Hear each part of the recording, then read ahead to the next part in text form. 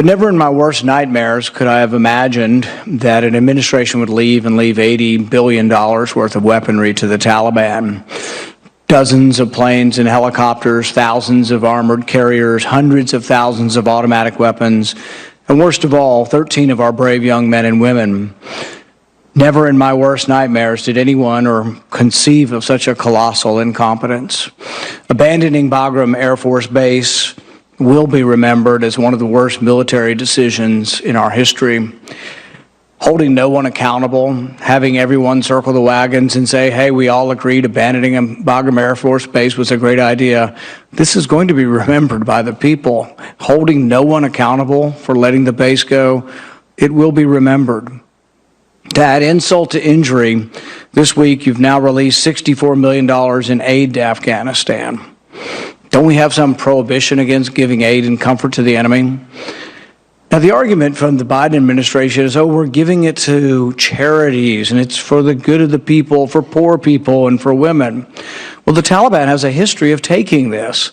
Throughout their governance, they would take the money. This was a big complaint we had when they were in power the last time. They now have $80 billion worth of weapons, 350,000 automatic weapons. Are we really naive enough to believe that we're just going to keep sending charity to Afghanistan and they're not going to interrupt it?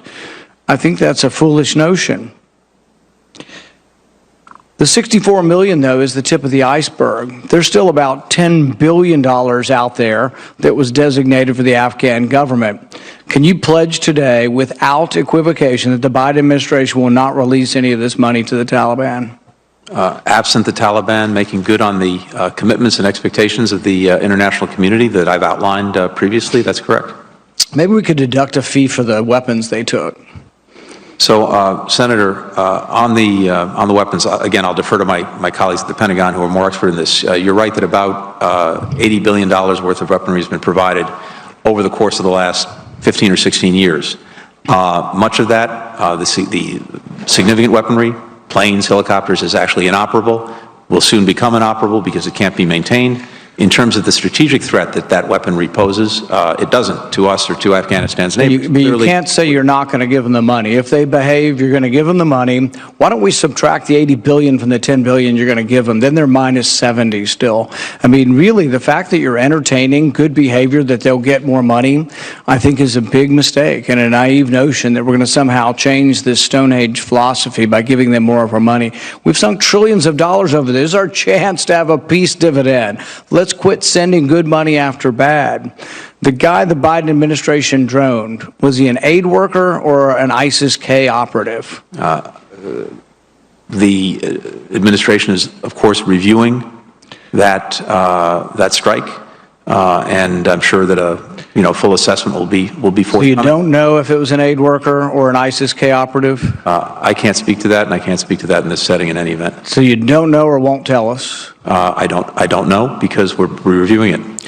Well, see, you'd think you'd kind of know before you off somebody with a Predator drone, whether he's an aid worker or he's an ISIS-K. See, the thing is this isn't just you. It's been going on for administration after administration. The Obama administration droned hundreds and hundreds of people. And the thing is there is blowback to that. I mean, I don't know if it's true, but I see these pictures of these beautiful children that were killed in the attack. If that's true, and not propaganda, if that's true, guess what? Maybe you created hundreds or thousands of new potential terrorists from bombing the wrong people. So you got to know who we can't sort of have an investigation after we kill people. We have an investigation before we kill people. We've got plenty of bombs. We can bomb almost anything we want from anywhere in the world. Maybe we should have bombed the helicopters and the planes that we left behind. I mean, even though you said you didn't know any of this and it was all surprise, once they took all of our stuff, we should have said you got 20 minutes to get out of it because we're going to blow it all up. Then you would have sent a message of strength. Instead, we bombed somebody who we're not sure whether it was an aid worker or an ISIS-K operative. See, that's not sending a signal of strength. And in the end, there will be more blowback from it. If you killed an aid worker on accident, I mean, do you think we're better off because of that?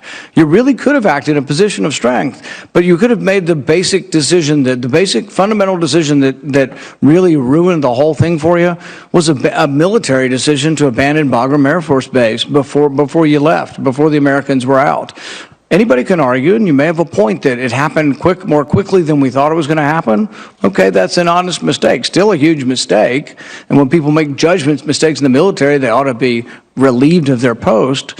But leaving Bagram Air Force Base, I think, is an unforgivable sort of mistake. It's going to be remembered in history. But if you do nothing about it, you leave all these people in place and say, oh, well, we all agreed. It's like, then maybe everybody needs to go.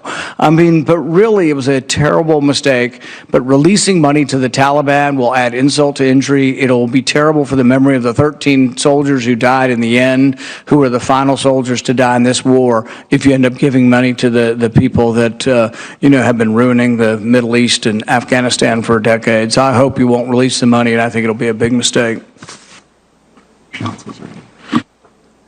thank you. I understand Senator Schatz is with us virtually. Yes, Mr. Chairman. And before Senator Schatz begins, I'm going to ask Senator Kaine to preside so I can vote and come back. Thank you. Thank you, Mr. Chairman. Secretary Blinken, thank you for appearing before the committee. I want to sort of zoom out a little bit. The defense establishment, political appointees, so-called think tank experts, defense contractors are complaining loudly about tactics because it's their strategy that failed. They're complaining about how America's longest war ended because they didn't want it to ever end. And they're mad because they think we should be an occupying force indefinitely. And they know that position is untenable. So they dive into tactics. They want to talk about holding on to Bagram for longer or sending forces into Kabul. They won't acknowledge the fundamental mistake was that we invaded a country in Central Asia without a good understanding of its people, its history, or of its culture. After 20 years, trillions of dollars spent and training of hundreds of thousands of Afghan security forces, the Afghan government we installed was no more capable of being the referee in a civil war than before we invaded. That's not the fault of our service members or diplomats. It's the fault of policymakers who set unrealistic goals. And so the basic question I have for you, Mr. Secretary, is what are the lessons of the last 20 years of war? Well, Senator, I think you actually summed it up extremely well. And I would say two things, just to put a fine point on it. We went to Afghanistan for one reason, and that was to deal with the people who attacked us on 9/11, to bring them to justice, and to the best of our ability, make sure that that would not happen again from Afghanistan. And we largely succeeded in that effort a long time ago, with bin Laden being killed in 2011, and al-Qaeda, in terms of its capacity to conduct attacks on the homeland from Afghanistan, vastly degraded to the point where it is currently assessed that it does not have that capacity. Somewhere along the way, with the best of intentions, we also sought to remake the country, and in effect to use military force to remake another society. And I think to your point, and the point that Senator Murphy and others have made, whatever our intentions, that is probably something that is beyond our capacity. And the net of that is that we were there for 20 years. We lost 2,461 Americans. 20,000 were injured, excuse me. About $2 trillion were spent in direct and indirect costs. That's the equivalent of about $300 million every single day for 20 years, on average. And to those who say, well, yes, but you'd arrived in a place where the expenditures in terms of people and resources were sustainable, well, that's simply not the reality that we faced. Because, as we've discussed, given the deadline established for the removal of U.S. forces by the previous administration, the choice we had was either to go through with that and withdraw our forces, or to re-up the war, to escalate, to send in more forces, more loss of life, more loss of resources, indefinitely. And to what end? To what result? In terms of having something sustainable in a government or in security forces that could protect the country and uphold basic rights. So I think those lessons are important, they're profound, and I hope all of us together will we'll reflect on those and other lessons that we've learned, both in what we've done tactically, including in this administration, as well as what we've done strategically across many administrations over 20 years. Thank you, Mr. Secretary. I am worried about reports that we're seeing about acts of violence against journalists, women and girls, and the Taliban targeting minority groups like the Hazara people, groups who have brutal history of committing violence against them are probably going to get worse. So what are we doing to ensure physical access for the NGOs that service these constituencies? Thank you, Senator. These reports, which I've also seen, whether in media reporting and in videos and other reports, are deeply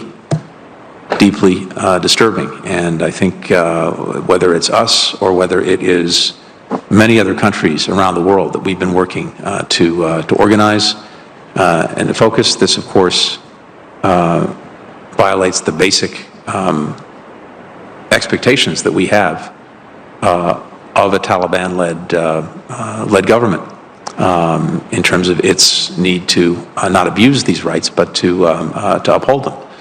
So we are working to make sure that we are all both speaking with one voice and acting together when it comes to using the influence and leverage we have with the Taliban to insist that it meet these expectations. Second, when it comes to humanitarian assistance and other kinds of support, besides providing that support to NGOs, to the United Nations and its agencies, we are doing whatever we can to help ensure that those agencies and those NGOs are able to operate, pressing directly and indirectly on the Taliban-led government to ensure their ability to do that and their protection.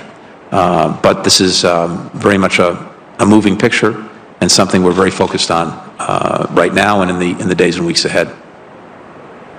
Well, one final question. I understand this is not the main thing. I understand there are people who remain in mortal danger. But from your standpoint, the Department of State, you've got to be a little worried about morale for those people who have dedicated the better part of 20 years to this effort. And so what can we do? Not what can we say, but what can we do on behalf of the Foreign Service, especially at a time when we need to be building back our diplomatic corps?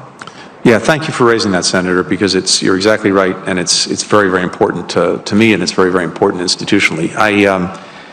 I've spent time with all of our returning diplomats from Afghanistan, either personally or virtually, depending on where they were, and spent a lot of time listening to them, hearing them, and trying to address the concerns that they have. And to your point, we have so many people who've invested their work, their careers, their lives in Afghanistan, developed relationships, a deep love for the country, and this is very challenging, painful for many of them. And of course, those who participated in the evacuation itself, who were literally at the gates at the Kabul airport, side by side with these extraordinary men and women in uniform doing that work, including the 13 who lost their lives, who were killed in the terrorist attack. I had officers who were literally serving next to them up to a couple of hours before that attack, knew them by first name. And so the impact, both over 20 years and more immediately, with our people who were there literally pulling people in to safety, helping to talk people in, to walk people in, officers around the department who stood up and volunteered to help in some way, and many of them who ran into HKIA to the airport to help get people out. So we're spending time talking to them, listening to them, and also providing them the support that some of them may need, including Mr. Secretary, if I can ask you to support. sum up, we're over time, and there's still 8 senators who want to ask questions. Thank you, Mr. Chairman. Senator Barrasso. Thank you, Senator Schatz. Thank you very much, Mr. Chairman.